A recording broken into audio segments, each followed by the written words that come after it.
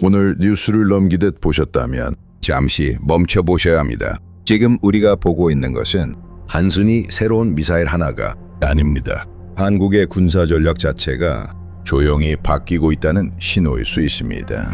이번 영상이 새로운 시각이 되었다면 좋아요와 구독 부탁드립니다. 한때 한국은 멀리 날아가는 무기를 만드는 나라가 아니었습니다. 필요한 무기를 사고 정해진 범위 안에서만 움직이던 나라였습니다. 그런데 잠깐 그 시절을 한번 정확하게 떠올려 보시겠습니까?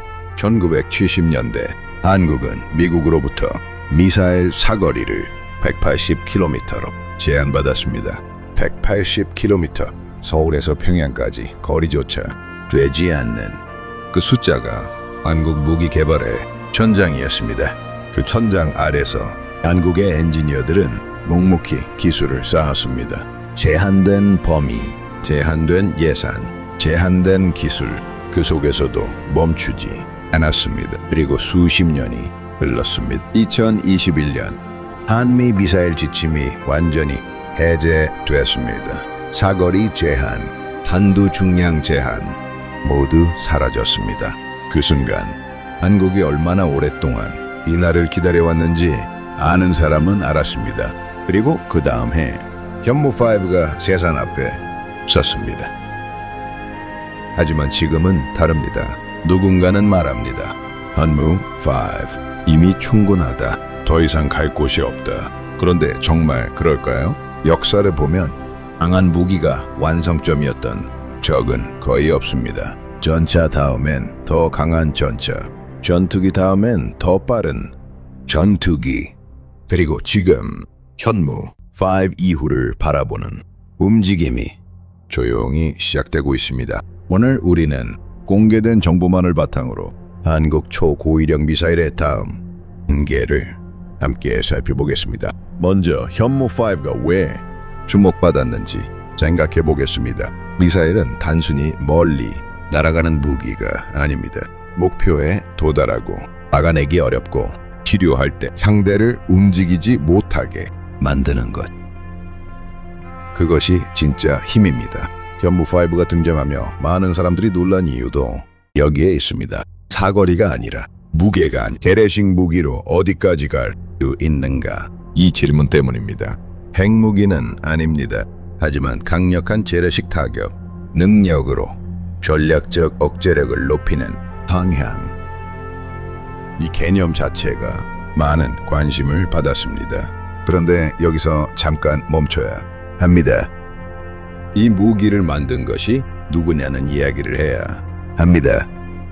미국이 아닙니다. 러시아가 아닙니다. 중국이 아닙니다. 대한민국입니다. 세계에서 손에 꼽히는 초고위력 재래식 탄도미사일을 스스로 설계하고 스스로 시험하고 스스로 실전 배치한 나라, 그 나라가 한국입니다. 불과 50년 전 이 나라는 총알 하나 제대로 만들지 못했습니다. 그러나 오늘 오강도 지하시설 대응 능력을 강화하는 방향으로 알려진 탄두를 스스로 만들어냈습니다. 이것이 얼마나 대단한 일인지 우리는 종종 잊습니다. 잊으면 안 됩니다. 그렇다면 다음 단계는 무엇일까요? 첫 번째, 더 깊게 현대전쟁은 점점 지하로 내려가고 있습니다. 지휘시설, 저장시설, 지하 벙커, 겉으로 보이는 시설보다 보이지 않는 시설이 중요해지고 있습니다. 따라서 다음 세대 무기는 단순히 폭발력이 아니라 어디까지 도달할 수 있는가가 중요합니다. 지표면 아래, 더 깊은 곳, 더 단단한 방어를 뚫는 방향. 그것이 하나의 진화입니다. 두 번째, 더 정확하게 과거에는 큰 폭발로 넓게 공격했습니다. 지금은 다릅니다. 한 발, 한 지점, 필요한 목표만 정확하게 제거하는 시대입니다. 정밀 유도, 센서 융합, 실시간 정보 연계.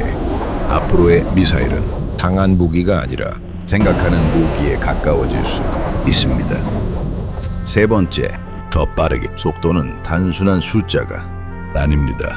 상대가 대응할 시간을 빼앗는 능력입니다. 발사 이후 탐지, 판단, 요격, 그 시간을 줄이는 것.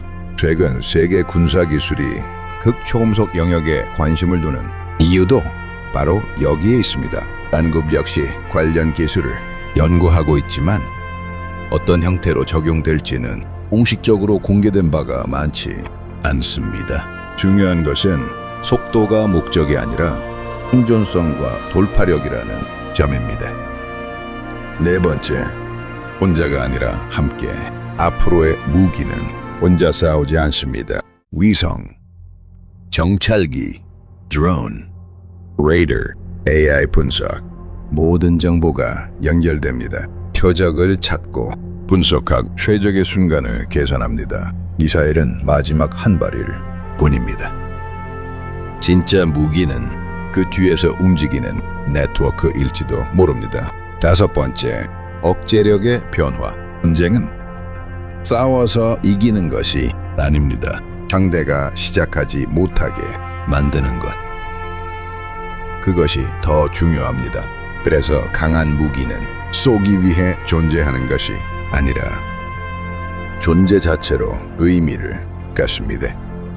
현무 이후의 방향도 여기에 가까울 수 있습니다. 더 멀리, 더 깊게, 더 정확하게. 그러나 목적은 하나, 전쟁을 하지 않게 만드는. 그런데 여기서 한 가지 더 이야기해야 합니다. 한국이 이 길을 걷는 동안 세계가 어떻게 반응했는가? 처음엔 의심했습니다. 과연 가능하겠냐? 기술이 되겠냐? 그런데 지금은 다릅니다.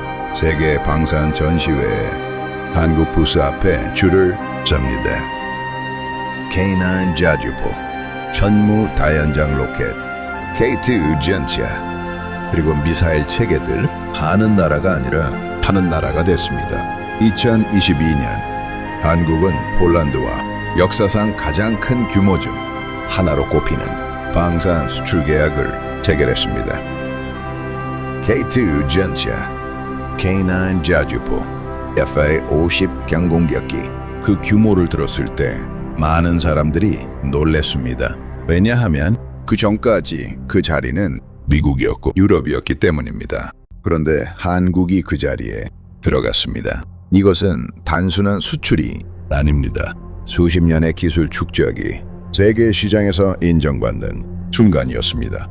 그리고 그 신뢰의 중심에는 미사일 기술도 있습니다. 그런데 여기서 한 가지 더, 이 나라가 방산 강국이 된 것은 단순히 돈을 쏟아부었기 때문이 아닙니다.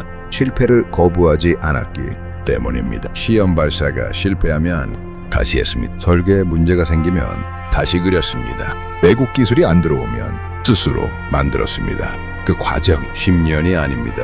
20년, 30년, 그리고 지금 그 시간의 무게가 현무5라는 이름 하나에 담겨 있습니다. 여러분은 이 무기를 볼 때 숫자만 보실 수도 있습니다. 탄두 중량, 사거리, 관통 깊이. 하지만 그 숫자 뒤에는 밤을 새운 사람들이 있습니다. 가족에게 무슨 일을 하는지 말하지 못하고, 성과가 나와도 이름을 드러내지 못하고 그냥 묵묵히 대한민국의 안전을 위해 일한 사람들입니다. 그분들에게 우리가 할 수 있는 것은 하나입니다. 기억하는, 그리고 그 나라의 국민임을 자랑스럽게 여기는 것. 생각해보면 한국 사람들은 스스로를 너무 낮춥니다. 작은 나라, 자원도 없는 나라, 전쟁으로 모든 것을 잃은 나라, 그렇게 말합니다. 맞습니다. 그런 때가 있었습니다. 하지만 지금은 세계 10위권 경제 대국, 세계가 인정하는 방산 수출국, 그리고 핵무기 없이도 재래식 전략 억제력을 강화해 온 국가 가운데 주목받는 사례가 되었습니다. 이것이 지금의 대한민국입니다. 자랑스러워해도 됩니다. 아니, 자랑스러워해야 합니다. 그렇다면 많은 분들이 묻습니다. 그럼 현무6가 나오는 겁니까? 솔직하게 말하면 현재 공개 정보만으로는 단정할 수 없습니다. 차세대 개량형, 후속 체계, 새로운 플랫폼, 가능성은 이야기되지만 공식 재원이나 실체가 공개된 것은 아닙니다. 그래서 오늘 우리는 확정된 사실이 아니라 향을 이야기하고 있습니다. 그 차이는 매우 중요합니다. 하지만 하나는 분명합니다. 한국의 방위 산업은 과거와 다릅니다. 이제는 사오는 나라가 아니라 설계하고 시험하고 수출하고 새로운 기준을 만드는 쪽으로 움직이고 있습니다. 그리고 그 변화는 하루아침에 만들어진 것이 아닙니다. 수십 년의 축적, 기술, 실패, 그리고 반복, 그 끝에서 지금의 위치가 만들어졌습니다. 10년 뒤를 생각해 보겠습니다. 우리는 어떤 시대를 보게 될까요? 더 거대한 미사일일까요? 아니면 눈에 보이지 않는 정밀함일까요? 한 가지는 분명합니다. 다음 세대의 경쟁은 누가 더 많이 쏘느냐가 아니라 누가 더 정확하게 상대를 멈추게 하느냐의 경쟁이 될 가능성이 높습니다. 그리고 그 변화 속에서 한국 역시 새로운 방향을 찾고 있습니다. 현무5는 끝이 아닐 수 있습니다. 어쩌면 하나의 출발점일지도 모릅니다. 180km라는 천장 아래서 기술을 갈고 닦던 그 나라가 이제는 스스로 한계를 정하는 나라가 됐습니다. 그것이 대한민국의 지금입니다. 그리고 지금 이 순간 우리는 그 다음 장면이 시작되는 입구에 서 있습니다. 여기서 한 가지 더 말씀드리고 싶습니다. 세계적으로도 매우 드문 속도로 방산 경쟁력을 키워온 사례 중 하나입니다. 독일은 100년이 걸렸습니다. 미국은 2차례 세계대전이 만들었습니다. 프랑스는 나폴레옹 시대부터 이어온 역사가 있습니다. 그런데 한국은 전쟁의 폐허에서 원조를 받던 나라에서 단 몇십 년 만에 세계가 줄 서서 사가는 무기를 만드는 나라가 됐습니다. 이것을 기적이라 부르지 않으면 무엇을 기적이라 부르겠습니까? 현무5는 그 기적의 한 장면입니다. 그리고 그 다음 장면은 지금 만들어지고 있습니다.